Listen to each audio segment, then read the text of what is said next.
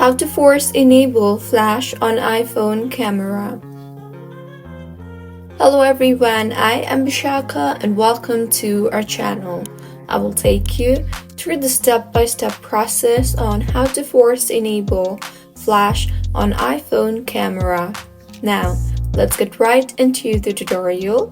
Firstly, go ahead and open the camera application on your device. If you tap on the flash icon on the top left of your screen and enable flash, then there are chances that the flash will not turn on for some reason. So, to force enable flash on iPhone camera, tap on the arrow-like icon on the top center of your screen and further tap on the flash icon, that is the very first icon from the list of options that appears.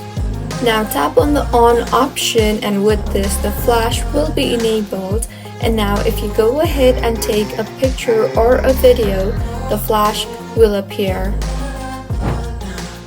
So this is how you can force enable flash on iPhone camera. If you find this tutorial helpful, please like the video and do comment if you have any queries. Also, do subscribe to our channel Login Giants for similar helpful tutorials. See you on the next one.